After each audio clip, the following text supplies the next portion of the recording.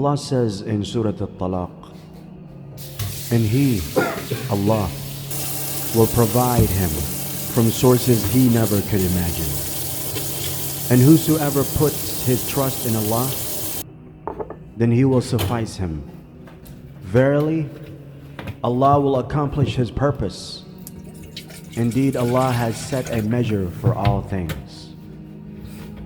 When we are faced with a difficult situation, and when things seem completely out of control, we are reminded that nothing is outside of Allah's control, especially when there seems to be no way out of a particular situation, when in fact we can't even conceive of a solution. This is when Allah gives us even greater help.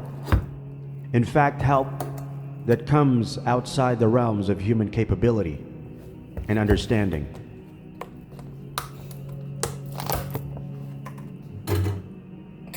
We often lose hope in something because our rational minds are doing the thinking.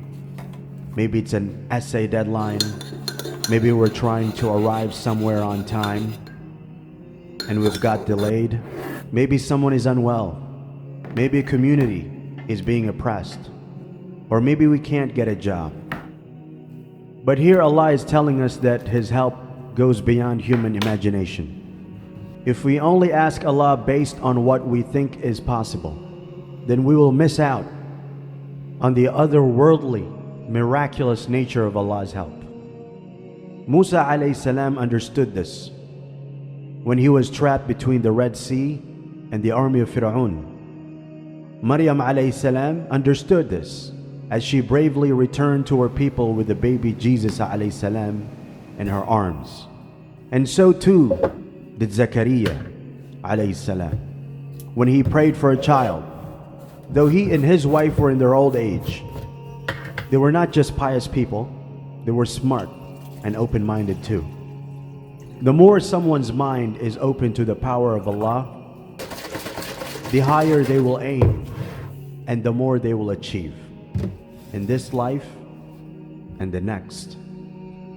If you look at the second sentence in the verse, and whosoever puts his trust in Allah, then He will suffice him. Allah tells us about another reward that comes with trusting Him, and that is the reward of contentment and peace. This is the meaning of, and Allah is sufficient for him. When something is sufficient, it means you're satisfied. You need nothing else and seek nothing else. It means you are at ease with whatever Allah has willed for you, and recognize there is good even in things that seem to be negative. It also means you don't depend on other people. This demonstrates that complete tawakkul is also the thing that gives a human being emancipation and dignity. Dignity is when you are not humiliated by base desires and subjugation. Tawakkul means, therefore, that we are freeing ourselves of the need for the help or approval of the creation. The last two sentences, where Allah tells us He will accomplish His purpose and has a measure for all things, is a reminder that our provision is already written. All our provisions were already written for us 50,000 years before we were born.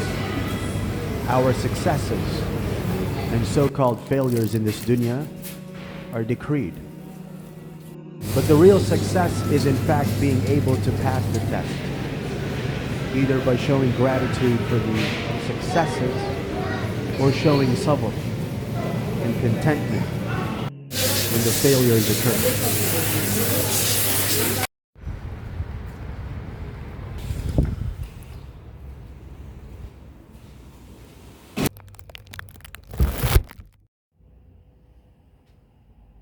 Anyone tell you that you're useless. Don't ever let anyone tell you that you don't have a chance to earn the mercy of Allah, or you're too far away from the Almighty.